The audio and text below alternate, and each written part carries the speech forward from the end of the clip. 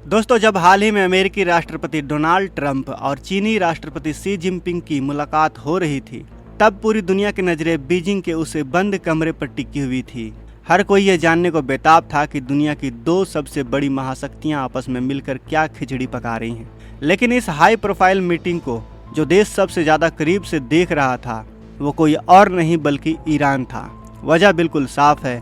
America की Iran को जितनी पुरानी और कट्टर दुश्मनी है, उतनी ही पक्की और रणनीतिक दोस्ती ईरान की चीन के साथ है। ऐसे में ट्रंप और जिनपिंग की इस मुलाकात के ठीक बीच में तेहरान ने एक ऐसा बयान जारी कर दिया जिससे वाशिंगटन से लेकर बीजिंग तक के सत्ता के गलियारों में हड़कंप मच गया।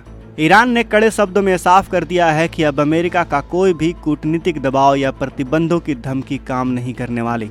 तेहरान के सैन्य कमांडरों ने खुली चेतावनी दी है कि अगर इस बार ईरान की धरती पर किसी भी तरह का हमला हुआ तो उसका जवाब सिर्फ मिसाइलों से नहीं दिया जाएगा, बल्कि पूरे मिडिल ईस्ट की भू राजनीति को हमेशा के लिए बदल दिया जाएगा। तेहरान की यह हुंकार अब सिर्फ वाशिंगटन के लिए नहीं है, बल्कि यह एक तरफ का गुप्त संदेश है बीजिंग के लिए भी। ईरान ने ट्रंप को सीधी धमकी देते हुए कहा कि अब हमारे कदम पीछे हटने वाले नहीं हैं, क्योंकि पीछे हटने से कोई गुंजाइश ही नहीं बचती। दूसरी तरफ तेहरान ने भी चीनी राष्ट्रपति शी जिनपिंग तक भी अपना यह संदेश पहुंचा दिया है कि बीजिंग को ट्रंप के किसी भी कूटनीतिक झांसे में या प्रलोभन में नहीं आना चाहिए। ईरान ने आक्रामक लहजे में कहा है कि ट्रंप अच्छी तरह कान खोलकर सुन ले कि हमारी सेना और हमारे मिसाइल लॉन्चर्स इस वक्त पूरी तरह से वार मोड में तैयार हैं। इसके साथ ही ईरान ने यह भी दोहराया है कि उन्हें चीन के साथ अपने रिश्तों को साबित करने के लिए कुछ भी अलग से करने की जरूरत नहीं है, क्योंकि दोनों देशों के संबंध बेहद गहरे और ऐतिहासिक हैं, जो किसी तीसरे देश के बहकावे में आकर नहीं टूट सकते। अपनी सैन्य स्थिति को मजबूत दिखाते हुए ईरान ने अमेरिका को याद दिलाया है कि दुनिया के सबसे संवेदनशील ट्रेड रूट यानी स्ट्रेट ऑफ हॉर्मुज, उसके पश्चिम हिस्से पर उसकी सबसे खूंखार यूनिट IRGC का कब्जा है, जबकि इसके पूर्वी हिस्से पर नियमित ईरानी नौसेना पूरी तरह से कंट्रोल बनाए हुए है। इसके साथ ही जिनपिंग को यह भी समझाने की कोशिश की गई कि हॉर्मुज में अगर किसी भी तरह की नाकाबंदी होती है तो उससे खुद चीन के ऊर्जा आयात को भारी नुकसान पहुंचेगा। इसलिए हॉर्मुज में शांति और स्थिरता बनाए रखना खुद चीन के अपने राष्ट्रीय हित में भी जरूरी है। अब पूरी दुनिया यह अच्छी तरह से समझ चुकी है कि यह लड़ाई सिर्फ ईरान बनाम अमेरिका का कोई साधारण टकराव नहीं है, बल्कि यह पूरी जंग तेल के कुओं की है, ग्लोबल ट्रेड रूट की है और सुपर पावर के कंट्रोल की है। इस वक्त हॉर्मुज का रास्ता पूरी तरह से तनाव की चपेट में है, जिसकी वजह से न सिर्फ मालवाहक जहाज और तेल के टैंकर्स रुक गए हैं, बल्कि पूरी दुनिया की अर्थव्यवस्था भी बुरी तरह से हिल चुकी है।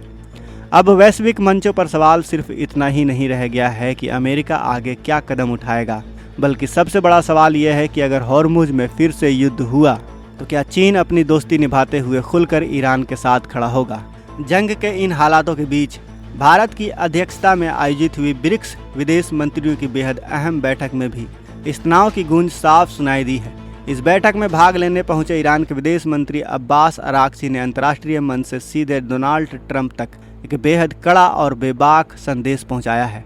यहां ध्यान देने वाली बात यह है कि यह ब्रिक्स की बैठक हो रही है किसी क्वाड जैसे अमेरिकी प्रभाव वाले संगठन की नहीं, जहां अमेरिका अपनी मर्जी चला सके। ब्रिक्स के इस मंच का फायदा उठाते हुए ईरान ने पश्चिमी देशों की दादागिरी पर जमकर प्रहार किया।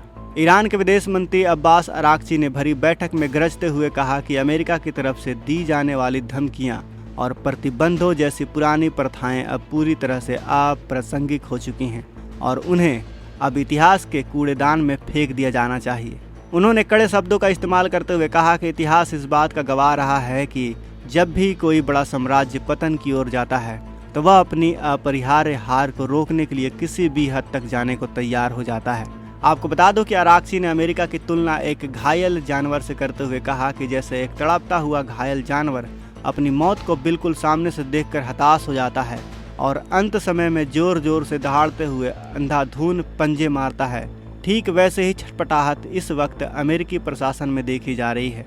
उन्होंने अंग्रेजी में अपनी बात रखते हुए कहा कि अमेरिकी दबाव के खिलाफ खड़े होना हमारे लिए कोई नया और अनजान युद्ध नहीं है, बल्कि हम में से कई देशों ने इस तरह के घृणित और तानाशाही दबाव का सामना अलग अलग रूपों में हमेशा किया है। ईरानी विदेश मंत्री ने ब्रिक्स के सदस्य देशों का आह्वान करते हुए कहा कि अब वह समय आ चुका है जब हम सभी को संयुक्त रूप से आगे बढ़ना होगा और इस बात को पूरी तरह से स्पष्ट करना होगा कि अमेरिकी धमकियों की जगह सिर्फ और सिर्फ इतिहास के कूड़ेदान में रहेगी। इतिहास ने बार बार दिखाया है कि ढलान पर खड़े साम्राज्य अपनी किस्मत को बदलने के लिए किसी भी स्तर तक गिर सकते हैं। ईरान का यह आक्रामक रुख यह साफ करता है कि वह किसी भी अमेरिकी सैन्य कार्रवाई का सामना करने के लिए अपने सहयोगियों को एकजुट कर रहा है। वहीं दूसरी तरफ कूटनीतिक विशेषज्ञों का मानना है कि ईरान का यह आक्रामक बयान इस बात का संदेश है कि वह इजरायल और अमेरिका के बढ़ते गठजोड़ से जरा भी नहीं डरा हुआ है। इजरायल लगातार यह कोशिश कर रहा है कि खाड़ी के अन्य देश जैसे अरब देश उसके साथ हाथ मिला ले ताकि ईरान को पूरी तरह से उसके पूरे रीजन में बिल्कुल अलग थलग किया जा सके। लेकिन ईरान ने साफ कर दिया है कि मिडिल ईस्ट में जो भी देश इजरायल की इस विस्तारवादी नीति का समर्थन करेगा या उसके साथ हाथ मिलाएगा, ईरान अपनी मिसाइल ताकत से उसका नामो निशान मिटाने में संकोच नहीं करेगा। और इसी बीच खुफिया रिपोर्टों में यह भी पता चला है कि ईरान ने अपनी अंडरग्राउंड मिसाइल साइट्स को पूरी तरह से एक्टिवेट कर दिया है। तेहरान ने अपनी सहाब और सेजिल जैसी बैलिस्टिक मिसाइलों को इजरायल के सैन्य ठिकानों की तरफ मोड़ दिया है। ईरान के इस कड़े रुख ने इजरायल की सुरक्षा एजेंसियों को भी भारी चिंता में डाल दिया है, क्योंकि वो जानते हैं कि अगर इस बार युद्ध छिड़ा तो यह केवल सीमाओं तक सीमित नहीं रहेगा बल्कि पूरे मिडिल ईस्ट के आसमान से बारूद की बारिश हो जाएगी। अमेरिका के भीतर भी इस बात को लेकर गंभीर बहस चल रही है कि क्या ईरान पर सीधा हमला करना एक सही कदम होगा। कतर और डियागो गार्सिया में अमेरिकी एयरबेस पर तैनात B-21 बॉम्बर्स और F-35 लड़ाकू विमान भले ही हमले के लिए तैयार खड़े हों, लेकिन पेंटागन के जनरल भी इस बात से वाकिफ हैं कि ईरान के पास मौजूद एंटी शिप क्रूज मिसाइलें फारस की खाड़ी में अमेरिकी युद्धपोतों को भारी नुकसान पहुंचा सकती है।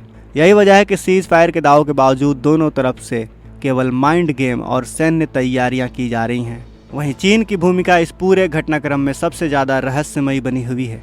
एक तरफ वो अमेरिका के साथ अपने व्यापारिक संबंधों को सुधारने के लिए ट्रंप से बातचीत कर रहा है, तो दूसरी तरफ वह ईरान से मिलने वाले सस्ते कच्चे तेल की सप्लाई को भी नहीं खोना चाहता। बीजिंग इस वक्त फूंक फूंक कर कदम रख रहा है, क्योंकि वह जानता है कि उसका एक भी गलत फैसला उसे मिडिल ईस्ट के इस खतरनाक दलदल में सीधे तौर पर घसीट सकता है। ब्रिक्स देशों के बीच भारत भी इस स्थिति पर लगातार अपनी पैनी नज़र बनाए हुए है। भारत के लिए हॉर्मुज का रास्ता साफ होना बेहद जरूरी है, क्योंकि हमारी ऊर्जा सुरक्षा और खाड़ी देशों में रहने वाले लाखों भारतीय नागरिकों का भविष्य इसी रास्ते की। भारत लगातार दोनों पक्षों से संयम बरतने की अपील कर रहा है, लेकिन ईरान के इस ताज़ा और बेहद आक्रामक रुख ने शांति की उम्मीदों को काफ़ी हद तक कमज़ोर कर दिया है। खाड़ी के अन्य अरब देश जैसे सऊदी अरब और UAE भी इस वक्त बेहद डरे हुए हैं। उन्हें डर है कि अगर अमेरिका और ईरान का सीधा टकराव होता है तो उनकी धरती पर बने तेल के रिफाइनरी प्लांट सबसे पहले ईरान के ड्रोन्स और मिसाइलों के निशाने पर आएंगे। यही कारण है कि वह पर्दे के पीछे से अमेरिका को किसी भी बड़े सैन्य कार्रवाई से बचने की सलाह दे रहा है और खुद को इस पूरे विवाद से दूर रखने की कोशिश में जुटा हुआ है।